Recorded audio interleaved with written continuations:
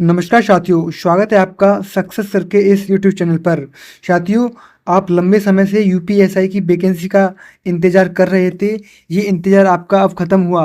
हाल ही में उत्तर प्रदेश सरकार ने यूपीएसआई का नोटिफिकेशन रिलीज़ कर दिया गया है, जिसमें कुल 4543 वैकेंसी की घोषणा की गई है। आइए इस नोटिफिकेशन के बारे में हम विस्तार से समझते हैं कि किस कैटेगरी में कितनी वैकेंसी हैं, इसके फॉर्म फिल कब से होने वाले हैं। तो चलिए देखते हैं कि किस कैटेगरी में कितनी वैकेंसी हैं। आप ये देख रहे हैं कि उप निरीक्षक नागरिक पुलिस पुरुष एवं महिला के रिक्त पदों का श्रेणीवार विश्लेषण क्या है। देखिए, जो आरक्षित यानी अनरिजर्व कैटेगरी यानी कि जनरल के लिए कुल 1705 वैकेंसी दी गई हैं, और ईडब्ल्यूएस श्रेणी के लिए 422 पद हैं, और अन्य पिछड़ा वर्ग यानी कि ओबीसी के लिए इसमें 1143 पद दिए गए हैं। अनुसूचित जाति यानी कि एससी के लिए 890 पद हैं, और अनुसूचित जनजाति यानी कि एसटी के लिए कुल 42 पद दिए गए हैं, जिसमें कुल मिलाकर 4242 पद हैं। इसके बाद इसमें प्लाटून कमांडर पीएससी, उप निरीक्षक सशस्त्र पुलिस के रिक्त पदों का श्रेणीवार विवरण, यानी कि जो प्लाटून कमांडर हैं उनके लिए कुल 135 वैकेंसी दी गई हैं, जिसमें जनरल के लिए 56 वैकेंसी हैं, ईडब्ल्यूएस के लिए 13, ओबीसी के लिए 36, एसटी के लिए 2 और एससी के लिए कुल 28 सीटों का निर्धारण किया गया है। कुल मिला के प्लाटून कमांडर के लिए कुल 135 पदों का अध्याचन अभी हाल ही में जारी किया गया है। इसके आगे देखते हैं, जिसमें प्लाटून कमांडर उप निरीक्षक विशेष सुरक्षा बल यानी कि एसएसएफ के लिए भी कुछ पद दिए गए हैं। यह पद केवल पुरुषों के लिए हैं। जो प्लाटून कमांडर वाले पद दिए गए हैं, इनमें केवल पुरुष ही अप्लाई कर सकते हैं। इसमें जो महिलाएं हैं यानी फीमेल हैं, वो इसमें अप्लाई नहीं कर सकते। एसएसएफ में पदों की संख्या अनरिजर्व यानी कि जनरल के लिए 25 है, ईडब्ल्यूएस के लिए 6, अन्य पिछड़ा वर्ग यानी कि ओबीसी के लिए 16, एससी के लिए है 12, और अनुसूचित जाति के लिए 1 पद। टोटल कुल मिलाकर विशेष सुरक्षा बल के लिए 60 पद निर्धारित किए गए हैं।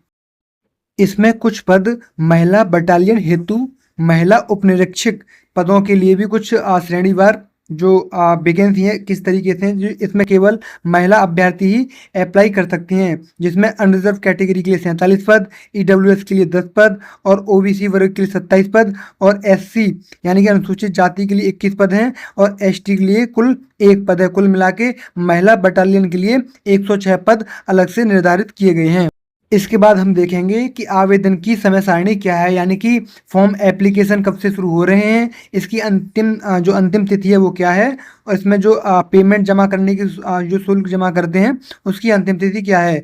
देखिए, आप देख रहे हैं कि ऑनलाइन आवेदन करने की तिथि 12/8/2025 यानी कि आज रात से ही ये फॉर्म शुरू हो चुके हैं, और इसकी अंतिम डेट क्या है, 11 तारीख 9वां महीना 2025 यानी 11/9/2025 को इसकी अंतिम तिथि है। यानी कि 11 सितंबर को यह फॉर्म फिलअप की डेट है वो अंत हो जाएगी। इसके बाद देखते हैं कि आवेदन शुल्क जमा करने की तिथि, जो आपको शुल्क जमा करना है वो भी क्या है, निर्धारित समय सीमा के अंदर ही करना है, यानी कि 12/8/2025 से एप्लीकेशन जिस दिन से शुरू होंगे और 11/9/2025 तक एप्लीकेशन जब तक समाप्त होंगे तभी आपको पेमेंट इसका करना है। अगर आपको फॉर्म फिल करना है तो उससे पहले आपको अपना ओटीआर करना पड़ेगा, यानी कि वन टाइम रजिस्ट्रेशन। अगर आपने अभी तक ओटीआर नहीं किया गया है तो इस वीडियो के डिस्क्रिप्शन में ओटीआर कैसे करना है आपको उसकी लिंक दी गई है। आप डिस्क्रिप्शन में जाके इसकी लिंक देख सकते हैं कि ओटीआर कैसे करना है। उसके बाद आपको फॉर्म फिलअप कैसे करना है मैं वो आपको अगली वीडियो में बताऊँगा।